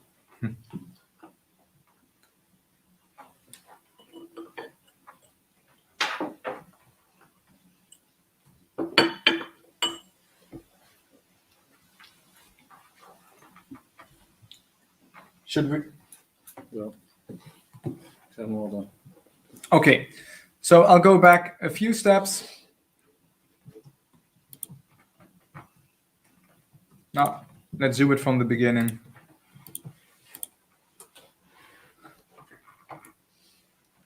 So, at first we started with the 2D sketch, bottom plane.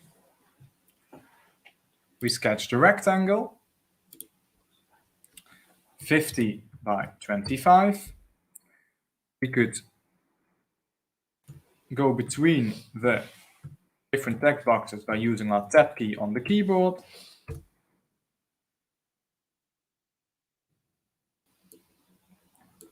And then we have our rectangle. We clicked on Finish Sketch to go back to our 3D view. The second button, Extrude, gave us the option to pull it up or even put 30 in the text box to make it 30 millimeters high. So that is how we created our first 3D object. We create a sketch again, but now on the side of our 3D object. We clicked on circle, clicked anywhere on the gray rectangle, put in a diameter of 20 millimeters and pressed Enter. So now we have a circle on one side of our 3D object. Then we wanted to move the circle to the middle of the rectangle. So we use Sketch Dimensions, this icon here, or if your screen isn't wide enough, the last option in the menu. And then we clicked on the middle of the circle, and the right side of the rectangle, move down so we can see the measurement between the middle of the circle and the right side of the rectangle, and put the number anywhere beneath the rectangle. We want to put the circle in the middle, so the length was 50 millimeters, so half of it is 25. We put that in the text box and push enter, and our circle moves to the middle. We need to do the same from the top, so sketch dimensions, middle of the circle, top of the rectangle, to the right, anywhere right from the gray rectangle is fine. It was 30 millimeters high, so 15 is half of it, so we put in 15, press enter, and now the circle is right in the middle of the rectangle. Now we can finish sketch and go back to our 3D view. Is hier ook een filmpje van? Ik heb er filmpjes van. Ja, want dan zou je eigenlijk eventueel ook nog naar hem kunnen sturen. En dit wordt opgenomen, dus dat zien ze. Ja, natuurlijk. We use the extrude button again, and now we can do two things. So we have multiple sketches. So now we click on the one on the circle that we want to modify. And if I pull on the arrow, you can create a cylinder through the outside, but if I push it in, we create a hole. So let's push it in all the way outside my 3D object.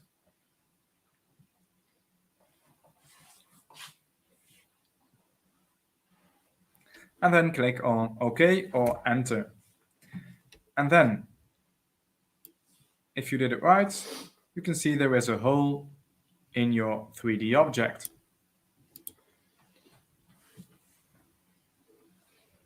So let's go back and do it again. We had our circle, we put it in the middle, we clicked on Finish Sketch. We used the second option again, Extrude. We clicked on the circle because that's the part we want to modify. If we pull it out, it adds a cylinder to the object. And if we push it through the object, it will make a hole. So push it all the way through, even farther than the object itself, and then click on Enter or OK. And then we have a hole in our object. So this is something you need to do to create the hole for your CO2 cartridge in your F1 in Schools car.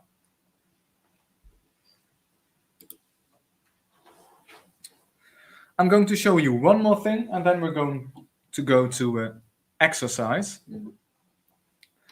So another option that you're going to use is fillet. That's the one with the blue edge that's rounded off. So if you click on this button, and I click on an edge, I can use the arrow to round off that side. If I go back,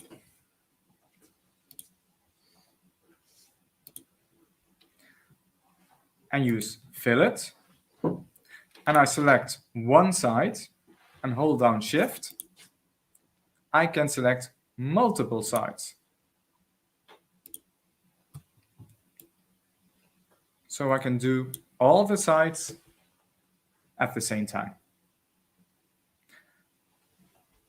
There's also a text box over here. So if I want to give it a radius of 2 millimeters, then I put in 2, and I push Enter, and then my sides are rounded.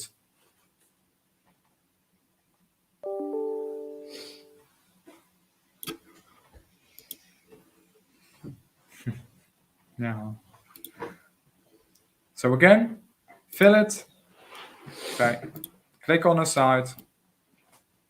I can use it to round it off. So Shift key. I can select multiple sides. I put in 2 millimeters, Enter, and then my sides are rounded off. So these are the two tools that you use the most. There are a lot of other icons and tools in Fusion, but these two you use the most.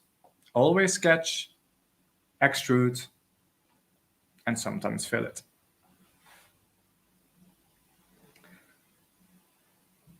So let's go to the first exercise.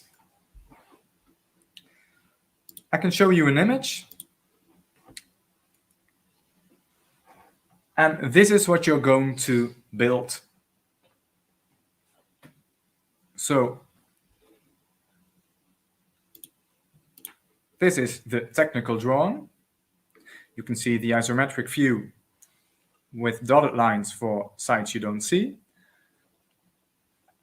The front plane, let's say this is the front. The top plane and the right side view. And some measurements to go with it. So if I see this, I know I need to start with a rectangle of 75 by 200 millimeters. Then I finish the sketch. I pull it up 30 millimeters. And then I have my base object. The only thing missing is the hole at the bottom that goes from the right side to the left side. And that is 10 millimeters wide, 5 millimeters high. And the right side of this rectangle is 32.5 millimeters from the right side of the base object. So I sketch, click on the right side of the object, draw a rectangle 5 by 10. Sketch dimension is 32.5 to the left, and then extrude it through the entire object. So everything we did in the example previously. Anne? Oh, ik ben wel nog. Ja. Okay. So click on the next tab, new design, the plus sign on the top, and then you can try to do this one. I will let this be shown on the screen so you have all your dimensions. And in 10 minutes, we will see what everybody did. Good luck.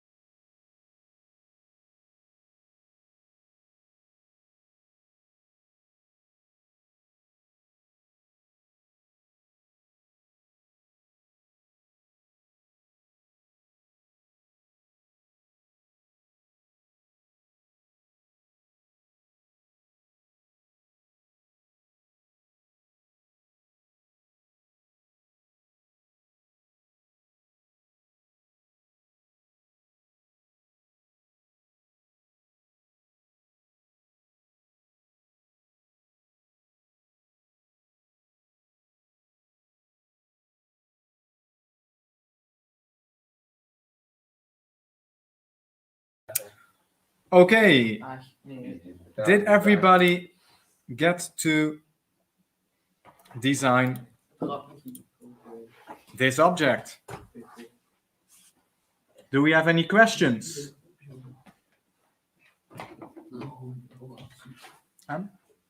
Ik stuur even gewoon een vast. Yeah.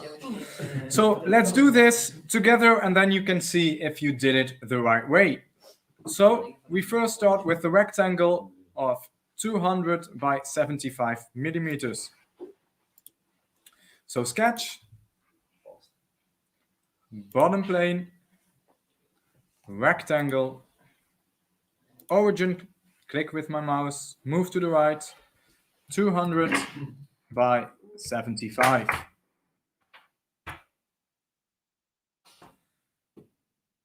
So now I have my rectangle, finish sketch. Nee jongens, we zien alles hè. Extrude, so we can pull it up. It's 30 millimeters high.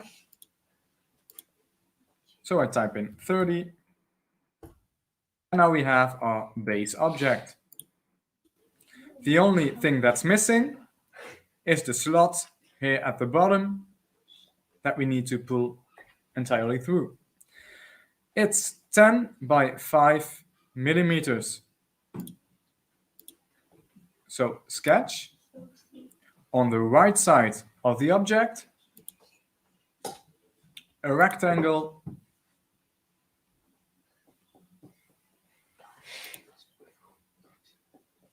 of 10 by 5. Now we need to add sketch dimensions. So right side of the small rectangle, right side of the big rectangle, and it was 32.5. And now it's in the right position.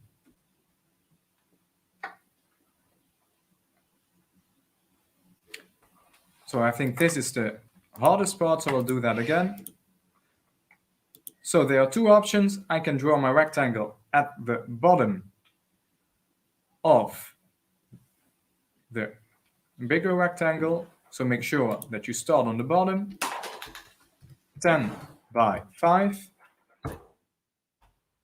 And then sketch dimensions. Right side small rectangle, right side big rectangle, and 32.5.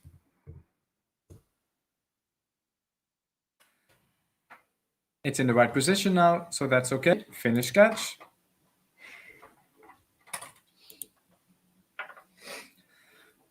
Let's use extrude.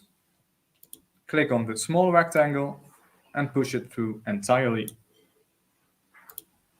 And click on OK. And now we have our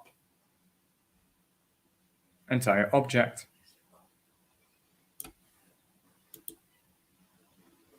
Are there any questions?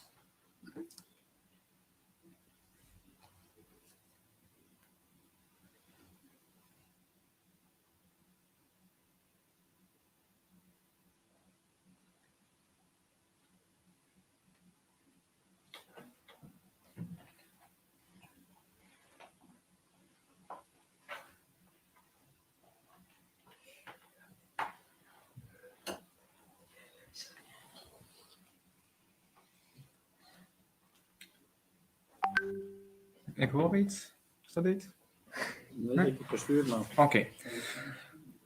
So you don't have to do the following, but just look at what I do. So what if this was our final project, final product? So we can go to drawing, from design. It will ask us to save it. Then it will select the object and we can click OK. So what we're going to do is we will make the technical drawing that is shown in the image. So it needs to load a bit. Yes, anders kunnen we het volgen. Okay. So when it's loaded, we have the first view already with our arrow. So we click on the left bottom of the page. We make sure visible and hidden edges. And then we click OK. So then we get our first view. With the second button, we click on the first view. We move down. That's the top view. We move to the left. That's the right side view. And to the left bottom, then we get the isometric view. We click 3 times. And then we hit escape so that we get this. So you don't have to do that, but I'll do it again. So first, we put the main view. We click the second button. Move down, click. Move to the left, click. Move to the left button and click. Hit escape. And then if I click on an object, I can move it to the right spot. So above the first view, we have the top view. And to the right side, that's not the right object. And to the right side of the base view, we have the right side view. And in the right top corner, we will put the isometric sketch. Then we can add linear dimensions. That's in the menu dimensions, the third option, and click on different points. So from here to here is 75 millimeters. From here to that point is 200. The height. Nu komt er een appje binnen, denk ik. Ja. Ik denk dat het snel gaat. I'll show you the students' monitors. Ja, dat hebben we al gezien. Ja. And just like that, I can add all the dimensions that I need.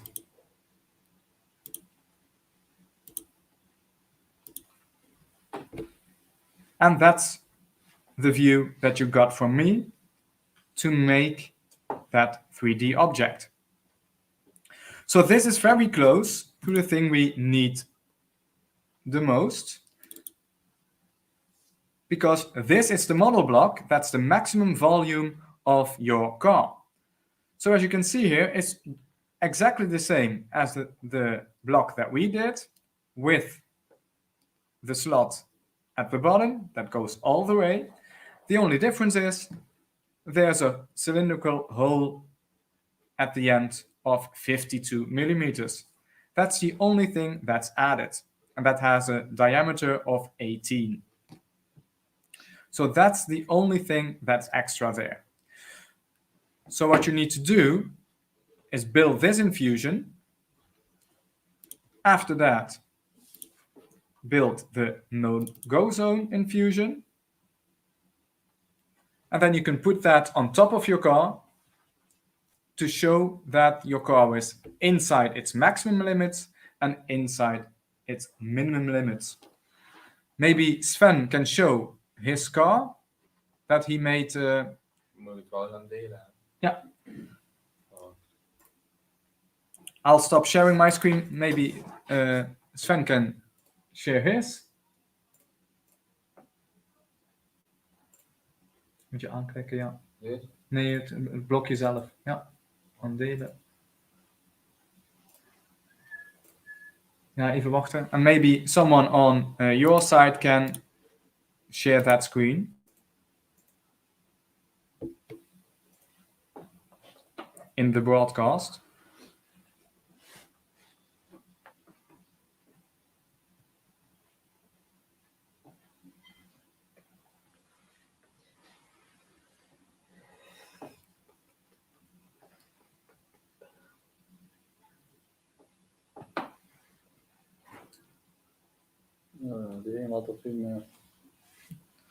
I can see that some of your students are trying to make the hole in the block, so that's good.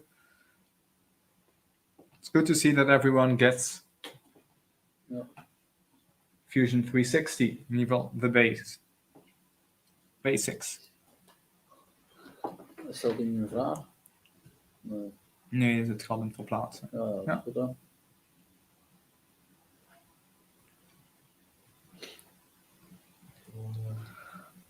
Okay, so maybe Kijk maar.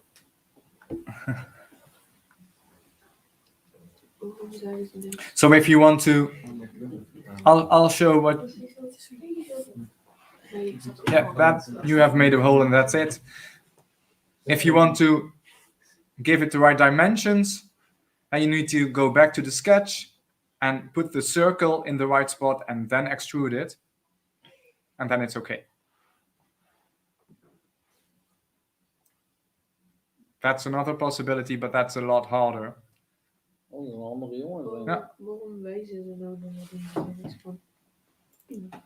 But we can see that you get what we need to do. Toen hebben ze helemaal niet door dat was niet door.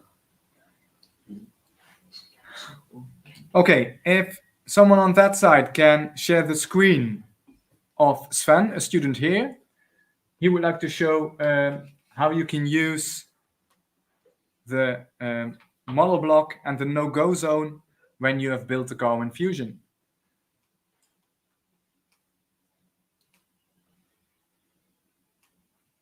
Volgens mij is het wel goed voor het eerst. Hmm. Het gaat van onderop.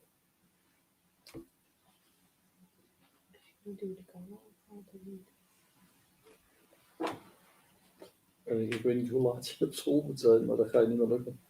Ja, 1:05, dat gaat maar wel. Dat gaat wel raden.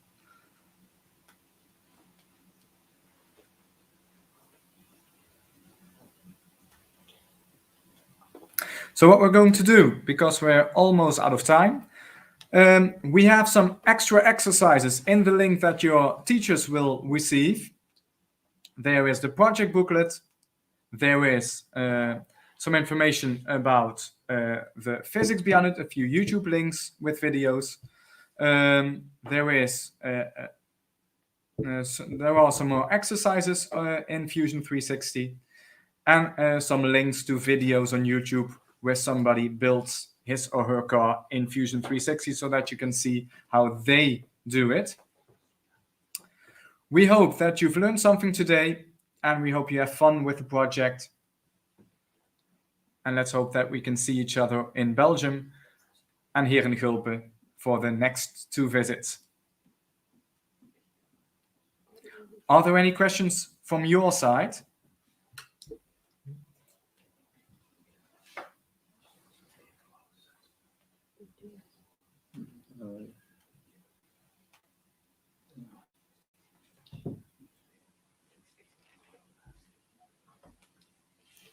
Ik hoor niks. Ik ga dus.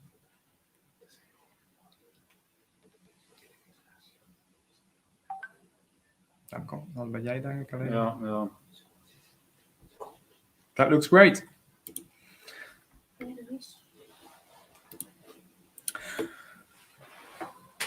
Ik kon delen stoppen duwen. Okay, mag je doen.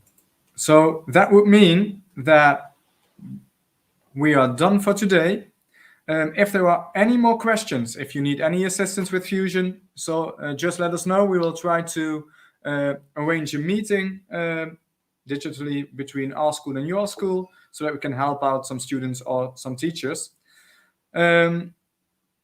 We wish everybody a nice evening and a nice trip home tomorrow when they go back.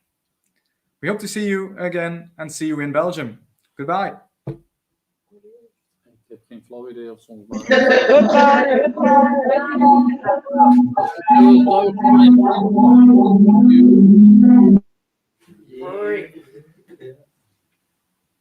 Hallo.